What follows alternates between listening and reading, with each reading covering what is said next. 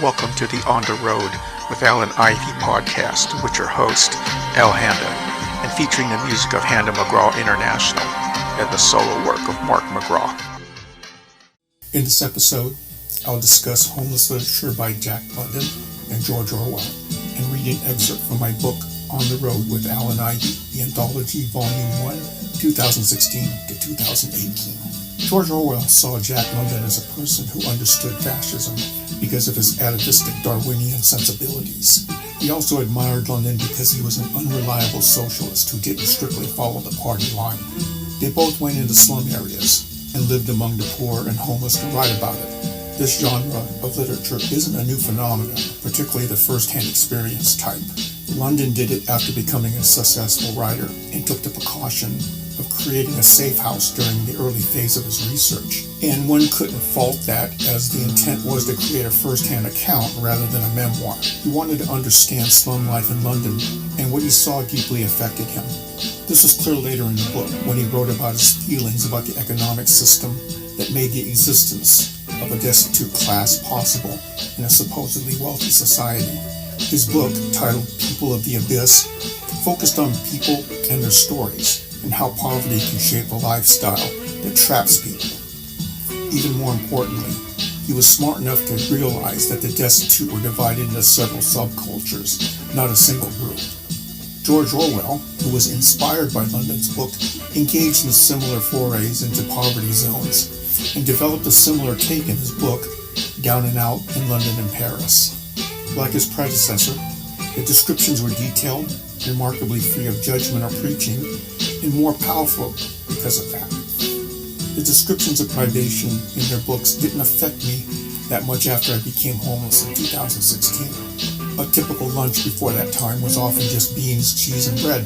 I didn't necessarily think that having to eat a can of pork and beans in a car was really a hardship. What did strike me about being homeless was how important the mental aspect was, and the crippling effect of hopelessness and apathy. The scariest moment wasn't due to the crime in the area or any physical threat.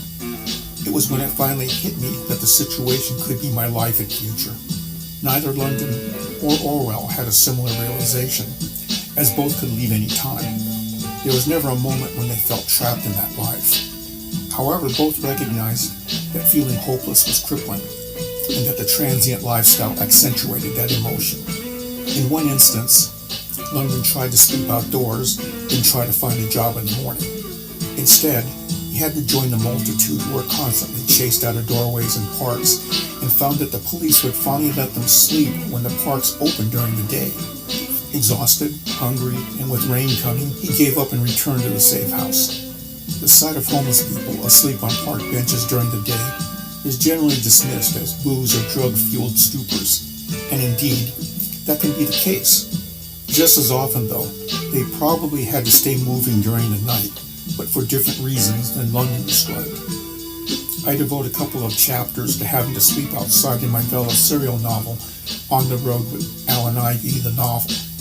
I've stressed the importance of having a car in past blogs, and that keeping it running was a priority. The reason was without it, I could end up on foot, carrying what was left of my belongings along with Ivy, and being in constant danger of being mugged. In those chapters, I reconstructed the night routines of various people I saw. I know about it because during a 6-week period when my car was broken down, I had to think about what would happen if it was towed. At least one store manager is trying his best to get the police to do that. So I watched the night people, where they went, their routines, where the safe areas were. I didn't really think that it would stay that way for long if it came to becoming a backpacker, which is what walking homeless were called. A couple of RV and car homeless would have taken me in if that had happened. The problem was that it was an option only if they were still around. For example, a couple and another woman who were part of an enclave would dog sit Ivy so I could try to get a job, but the couple was chased out of town by the sheriff's department, and the woman disappeared soon after the police began ticketing her van. So within 2 days, no more dog sitters. That's how unpredictable life was out there. I had to assume that if my car was taken, we could be on our own for some time, and that it was dangerous to wander around without any plan or knowledge of the night scene. One basic rule of survival at night for a backpacker, who could also be somebody with a shopping cart, was to find a safe place to shelter in, but not to sleep, because that was risky to do out in the open. The other choice was to keep moving until the safe time near dawn, when all activities ceased. But that wasn't an ideal solution for a lot of reasons. The stereotype of a transient sleeping in a park was described in London's book and is still seen today. His comment about it is still relevant. He asked those who might assume it was just a lazy or dissolute person to realize that it might be the exhausted sleep of someone who'd been harried and moved along all night by the police. Once he experienced the night these people endured, they became real people and faces. That's the goal of my own books, to help give the homeless faces and personalities instead of an image of an unfortunate, faceless crowd. If you've read the books I've mentioned by London and Orwell, you'll see that homelessness isn't a new phenomenon and has existed in times of great prosperity. I'll give you the book titles again. The People of the Abyss by Jack London, Down and Out in London and Paris by George Orwell.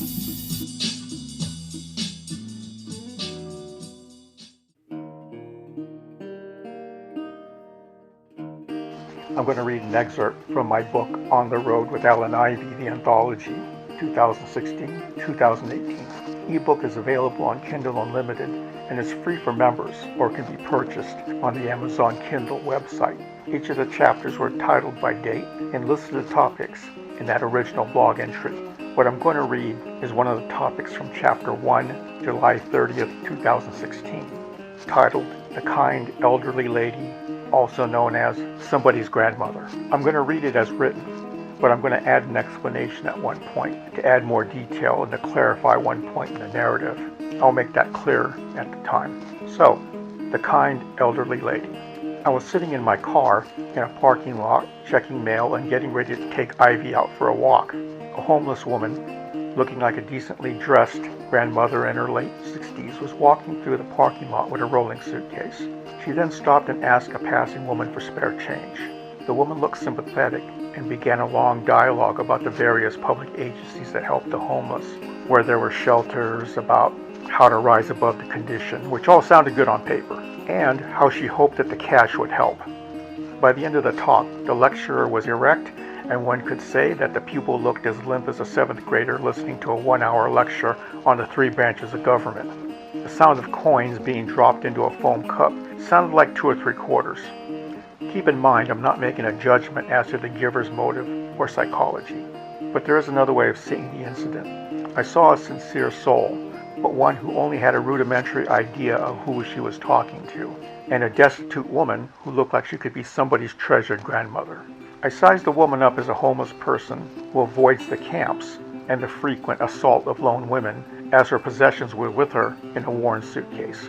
Her smell indicated one who slept outside but in hiding, given the strong scent of cement and dumpster, but hadn't dropped into apathy yet due to neat appearance and well-groomed hair. I've oversimplified, of course, for the sake of narrative flow, but having seen women who lived in camps, it was obvious she was different. The one who gave her some cash was probably a good heart, and most are. I'll fill in some details, though, and consider it a deepening of knowledge about the human side of homelessness.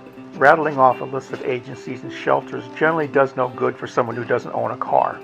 Many of the shelters are full to capacity and aren't always safe for a lone woman to approach on foot without a car. Additional note, by that I mean the areas around a shelter are populated by homeless turned away for lack of space or to use drugs which aren't allowed inside. So it's not safe for a lone female walking through such areas to get to the shelter, especially at night. Continuing with the reading, I'm sure some shelter workers would disagree, but it's true. You need a car to visit the various agencies and shelters to find the ones that can help you. Plus, many homeless pretty much know all that info already. They exchange that kind of information all the time.